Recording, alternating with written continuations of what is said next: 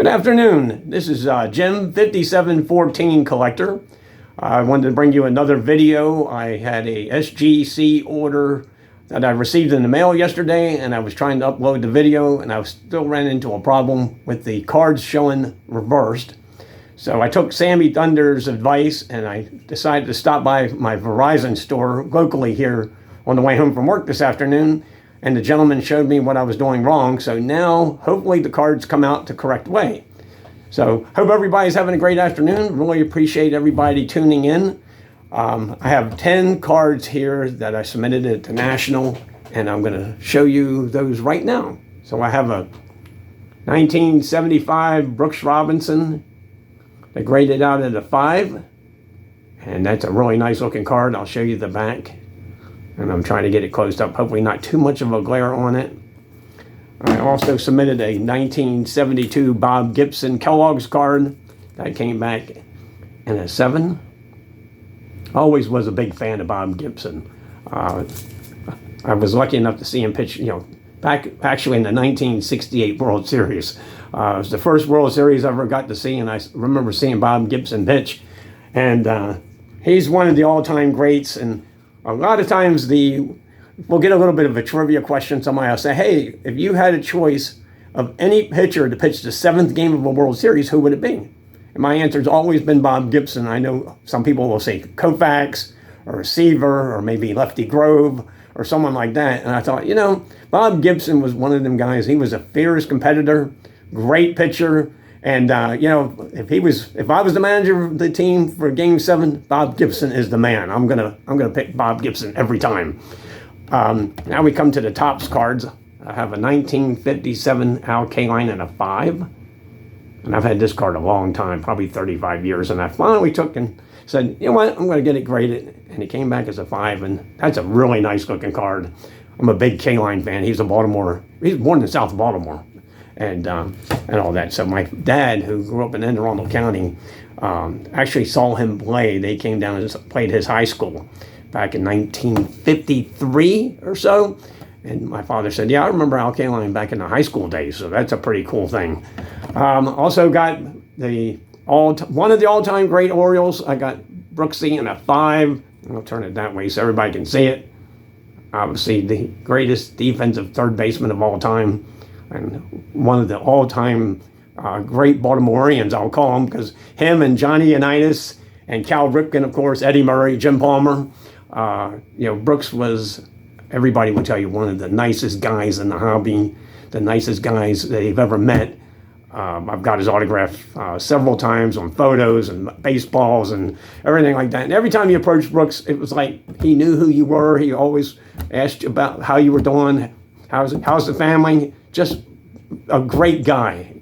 I have another gentleman who played for the Orioles, but the card here is during his red years. It's Frank Robinson.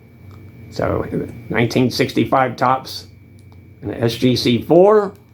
And Frank, of course, another one of the all-time greats. Can't say nothing bad about him. He could play right field. A little trivia for you guys out there if you don't know. Right now, Shohei Ohtani has a chance to become the second player all time to win the MVP in both leagues. Obviously, Frank Robinson did it first in 1961 with the Reds, and also 1966 with the Orioles, and Ohtani's got 2 with the Angels. If he wins this year, and it looks like he will, he'll become the second player all time to have 2, however you want to word it, MVPs in both leagues. So, nice little trivia question there if you want to ask your kids or your grandkids down the road one day. So, I have a 1968 Jim Palmer and an SGC 5. Another one of the all-time great Oriole pitchers. Won a World Series game in 3 decades, the 60s, the 70s, and the 80s. So, one of the all-time great Orioles. And another Hall of Famer. And then we come to Johnny Bench and a 71 Topps and a SGC 5. And I'm not going to say anything other than the greatest catcher of all time. And what a beautiful card this is.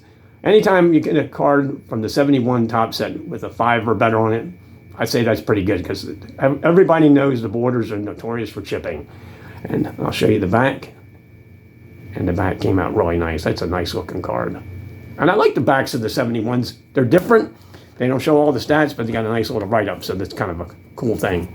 I also got a 71 Topps Jim Palmer and a 6, and that's a nice looking card. So I'm slowly, gradually getting some of the 71s graded. I've had the Carlton graded, the Seaver graded. Of course, now the Bench and the Palmer. I'm going to get the Bob Gibson also at some point. I have a Nolan Ryan, of course, that I've shown also. So it's a nice looking set. I don't have a complete set, but I'm trying to get all the Hall of Famers.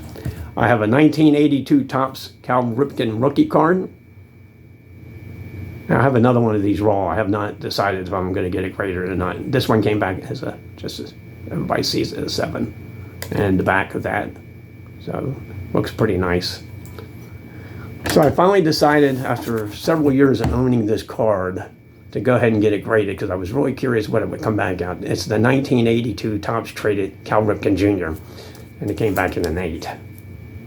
And that is pretty awesome. Love this card. And the back here looks pretty sharp. Hopefully there's not a lot of glare. Just want everybody to see that. I thought this is a nice card. I got to find a place to display it in my room down here. And I have one other card I'm going to show you. I am a very big Nolan Ryan collector. I've been collecting them on and off for 40 years or better. It's been a long time. And I have his Topps rookie card raw, and I've been wanting to show it, so I'm going to take a minute here and just show his rookie card.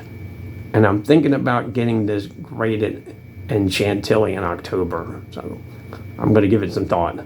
It's between this and the 70 Topps Ryan card. So it's going to be one or the other I'm going to have graded. I just don't know which one in the back. And I don't care about the grade. It's just, I've had this card for a long time. I traded a bunch of cards years ago to get the Ryan rookie. And I said, eventually I'm going to get it graded. So there it is in raw form. It's a beautiful card. And it's probably, I would say, my favorite card just because Nolan Ryan is my favorite player of all time. And my channel name, the 5714, of course, comes from the strikeout record. And I thought it might be time to go ahead and either get the rookie card graded or the 70 Topps card traded. So when I get that done in October and I get the cards back, I will certainly do another video. I appreciate everyone taking a couple minutes of their day and watching this.